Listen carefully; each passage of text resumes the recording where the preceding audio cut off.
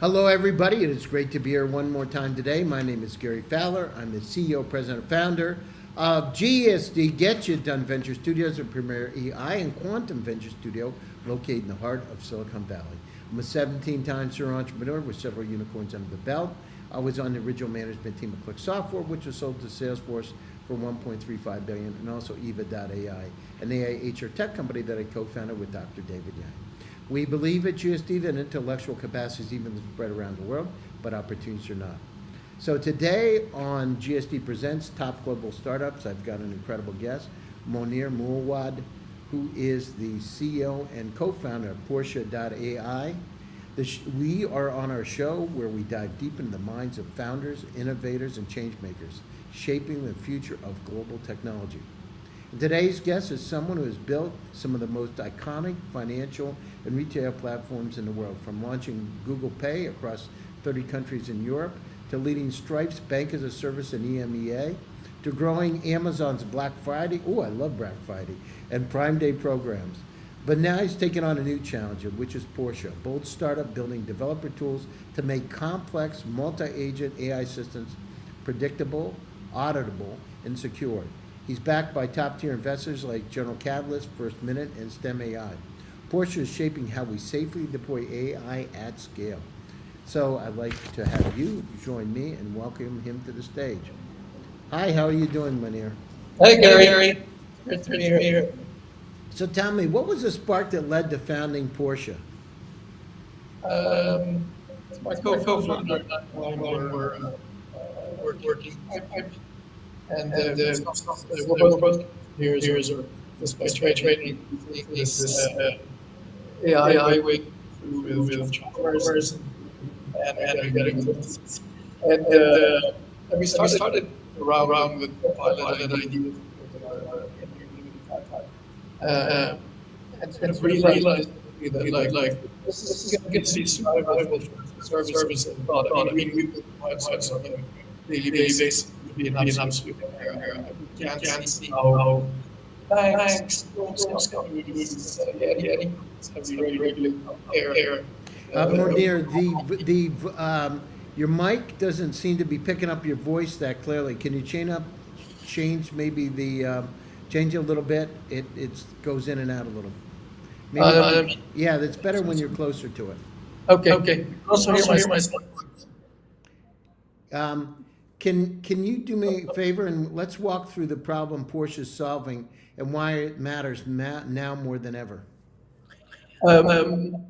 So basically, the opportunity that AI, there's seen from some of the brute force regulations that appear here in Europe, around in Europe.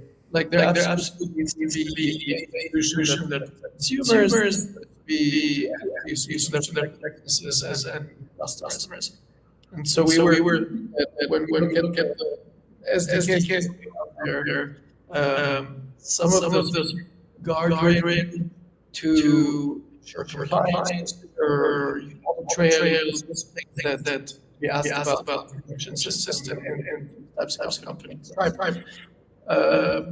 we're not citizens and none of the build them from production. So we wanted to give the springboard work.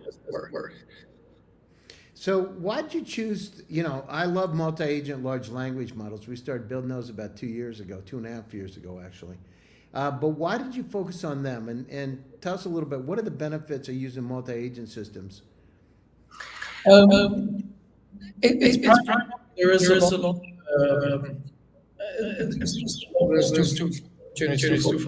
There's a lot of work that involves processing a ton of information and things like transaction monitoring. You have a bunch of is process where if you've been at or a strat person, flip between processes to get a bunch of to do that on a weekly basis. Still for your business. All of it has always like it should be. And then there's also more user-facing these of just interfaces your users more delightful for you for conversation users, etc. And felt like there ought to be something easy for any to instance to the internal process where customers facing product experience without necessarily be the sort of the PhD machine learning. You know, what makes these multi-agent AI systems particularly challenging when it comes to predictability, auditability, and security? It's primarily, I mean, they are in nature, right? So it's like it's more observabilistic. And so as a result of that, and so also just really laid out, even if you use all the something, it's very much like the next step to do, then it's that. There's a lot of steps to do, etc. And for business also to embrace AI in a lot of cases, then right users are like, no, like trust the system where I'm not sure what the course of action is to go in somebody is really expert that I should do business with. That's a pretty big mistake. So I'd like to keep some of this of making you run into the things. I don't want you to get rid of it, and just gain this is what it looks like. This is a sequence like you did on average scenario. Is there a real world case where Porsche made a tangible difference? Is there, your use case? Where can you say this is where Porsche really helped in this particular scenario? Sure. Yeah. We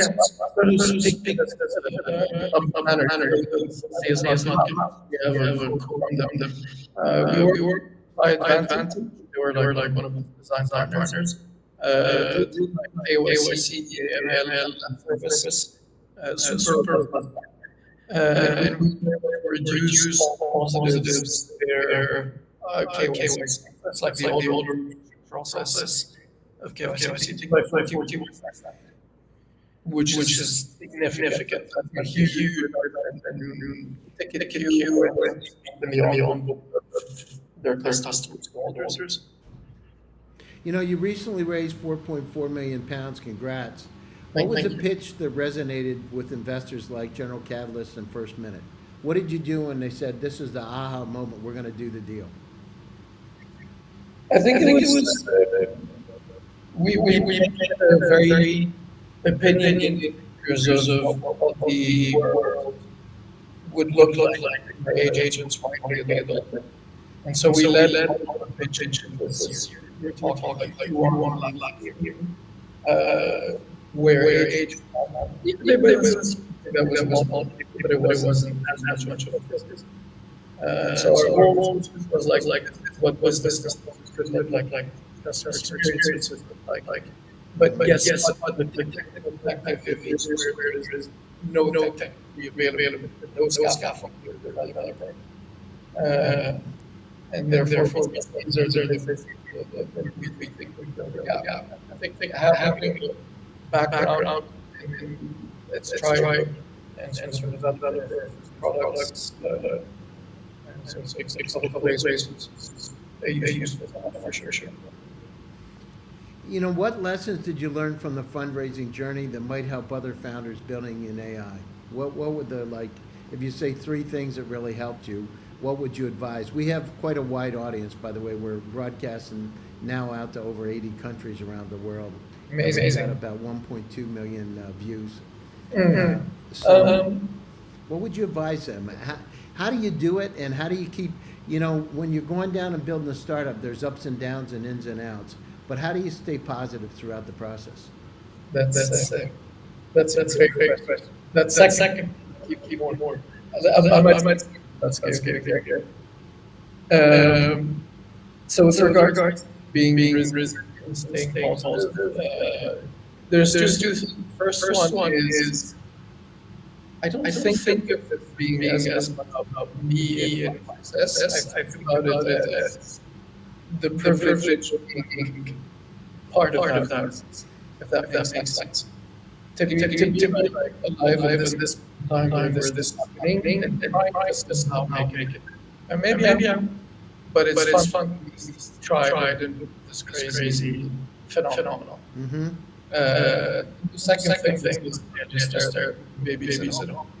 And they remind that like this is a game, this is stuff like there's the most.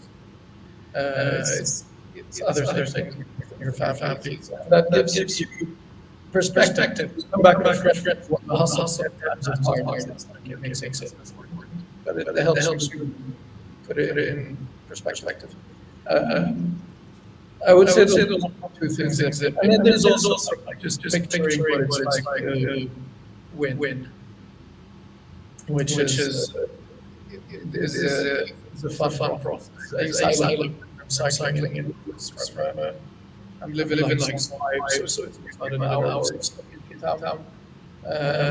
Couple days a week. It's like sometimes I get all what it would be like super high up, even if like no one sounds like emails. What was the first part?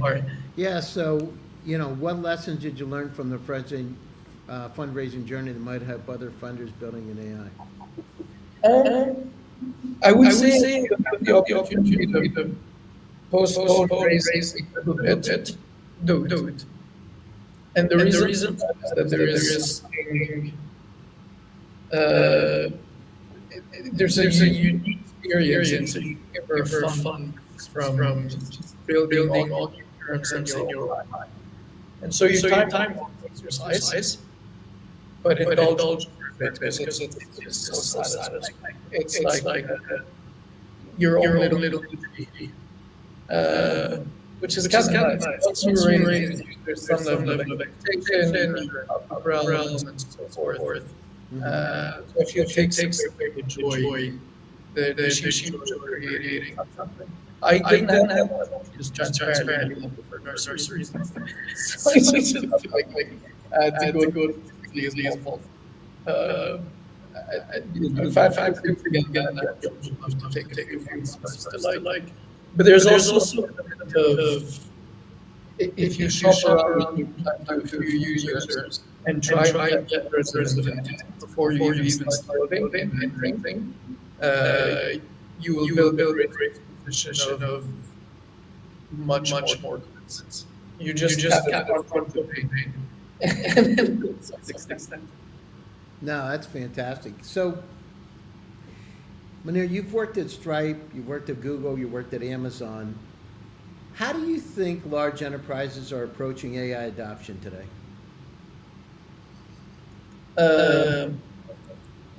Funny enough, we're not types of enterprises. At least if you look at how they are try to attack AI compared to other more industries. I say that it's not something that you would say lightly. I give the credit for falling into there's dilemma to the extent that we wouldn't think. Like so far, there's Google is very clear about sacrificing whatever they need to sacrifice in sort of income business to be relevant. So I not expect to be that bold in doing that. I had a heated debate with friends who are still in Google at that was the Bay Area. We're out of let them do it, and then which I thought was terrible. We also run this interesting where they're making it as easy as possible. Participating in the otherwise, which areas leaking their solutions more attractive. And obviously makes the startups. I would say they're better than I thought going to obviously see that extension. That may be controversial to say. So what advice would you give to technical leaders navigating AI deployment in highly regulated industries? What would you say to them today? What I would say is start somewhere with a high degree of sort of automation. So human in natural language of high scale, but start where you have as much as possible. So it could be that it's back office, it could be that it's entirely automated, like data synthesis. Start with those functions to where you build your confidence and build your know-how of the particular task that you're doing. And then you'll get start using more broadly. And generally speaking, don't bet against the improved performance of the tool that comes around. Don't assume it's going to flat. So, audibility and transparency are crucial in AI. How does Porsche build trust into its systems from the ground up? So we have obviously there's abstraction the way SDK works fundamentally to drive trust by giving visibility and control points. So you have the hooks, multi-agents are their job, that's what they're doing, and they get interrupted, deterministic authentication for our tools is accessible and you bring in. Those are just things that are meaningful. We have you alluded to earlier. Our planning agent take a task and do very plan for it, iterate on. All of these things are meant to build confidence. But then on top of it, we have the closed source part of the system, which is evaluation work for plans that are created and plan runs. And they're like steps, tool calls. So the run result what you expect of examples, what it being created. And we use that code in turn. So like every check in and you versus our events run because there's no rush. If there is, we can have that long system where it's all installed to get into the process. Interesting. You've worked across Europe and the Middle East. How do you see AI regulation and adoption evolving globally? I mean, is it because there's GDPR, there's all kinds of requirements everywhere, and it's changing. I think GDPR creates seems to be an opportunity. People will try to have that.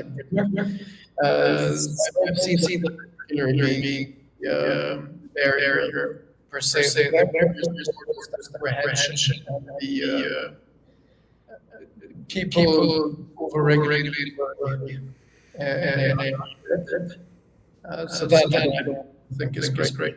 So I get into the debate for the AI in the US on which was also similar. We know, and there's level of experimentation. There might be some way, but we can't regulate this before we figure it out. I think my humble opinion. That's what's happening exactly in services with things like your PSD, you would call it, which is first you have plan to ask you for password and your website. Some of these things are issues and regulator Europe said do this threat and sort of prove that you are secure in your environment, so forth. You get a digital. Then you can start people. That's reasonable before the problem. You've led billion-dollar product initiatives at Amazon, Google, and Stripe, but now you're doing a startup grind. What has surprised you most about that transition? I know for myself, I stepped out and worked for HP for a couple of years, and we had meetings to talk about meetings, And that was interesting, right? I'm sure you had the same thing. It was crazy. Oh yeah, oh yeah. And political dynamics, around the table, and everybody's, posturing. But the startup thing is, you either do it or don't, right? It's about getting stuff done. How did For that? sure. How was it? What surprised you when you started down this journey? The interesting is the reason why I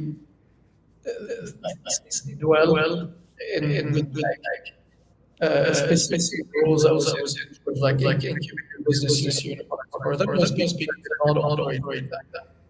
So like I get like I'm completely utterly racist. All the things at home, I'm DIY the garden and teaching my daughter though she doesn't know stuff like that. So like my temper. So if I stuck out like and those so like I really love things now the way I do things.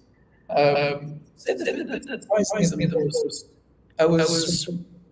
I thought I was mentally, but it's the extent to which outside the certain ice, certain systems, like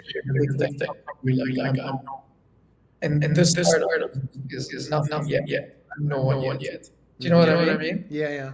And it's a he apply, but I also like 21 I love it. Because it's like just go and hustle scratch, get out.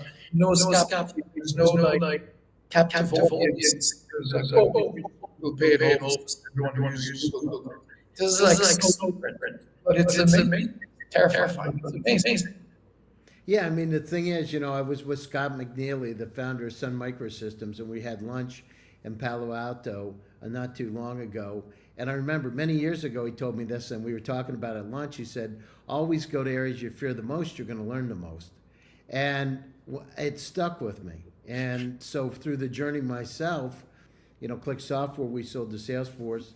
It was sold for $1.35 billion. And you go down through the journey, you understand there's going to be some dark times, but you got to see the light. It's just the way it is. In each startup, by the way, is the same thing. You start off with nothing and it turns into something. But, and for all the startups out there, this is just a journey. Remember, it's a journey. Stay positive, take care of yourself, get some exercise, enjoy life. And don't just focus on your company. It's about, as Germans say, Gestalt, the sum of the parts equal the whole. Bring it all together because you need happiness. Happiness is the most important thing. Joy.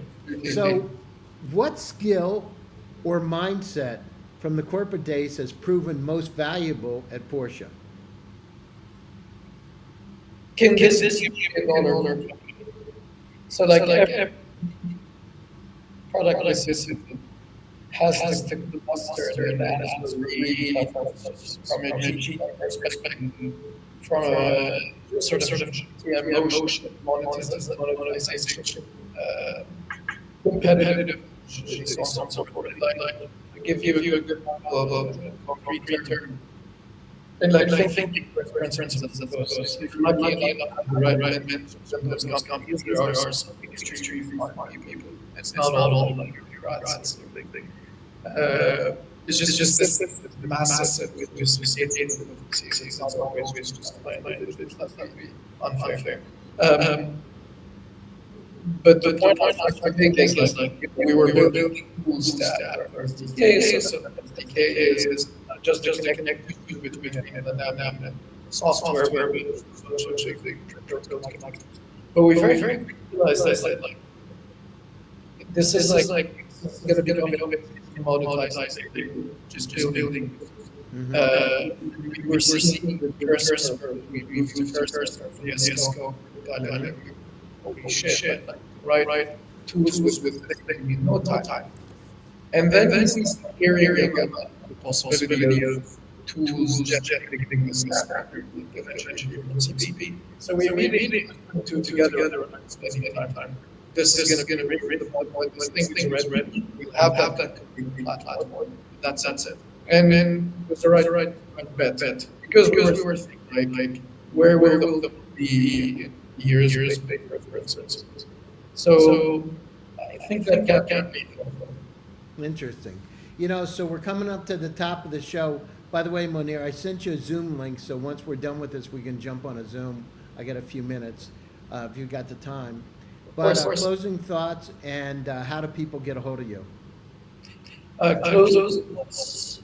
If you're an entrepreneur, don't aspire to do it. This is from someone who ran out of uses for not doing a startup and did it. Same as with my kids, my first was like, this is so hard. I thought it's because it's something. That's probably the part, I suppose. And then was already doing the AI. If you feel like, geez, like output like new gifts every day, what am I doing? Is this the right thing? Like, I suppose startups like that, but I imagine steroids. Everyone is the same. So I guess they the fact that it's probably the main thing. You get a hold of, you can find people on LinkedIn. You won't find many years with French that MWU in Porsche or TIA. Otherwise, Mounir Porsche for the AI. Always happy with folks. And if you're hands-on, include this, your eyes on the repository, get it out. We have an hackathon as of this thing online platforms. Give a try. We were not grow or learn without your feedback, so it would be worth it. Well, thanks for taking time out of your busy schedule to join GSD Presents Top Global Startups. And thanks to all my audience for joining one more time. My name is Gary Fowler, and I'm the host. Stay happy, stay safe, and stay healthy. We'll be back to you again soon. And make sure to like and subscribe. We appreciate all of you with the great comments. In fact, we just had a few before we came on the show that people were enjoying from all over the world. The content, and I appreciate it again. So thanks again, and Mounir, I'll see you on Zoom in a few minutes. And to all of you out there, stay tuned. We got more exciting editions coming up. Cheers. Thanks. Thank you.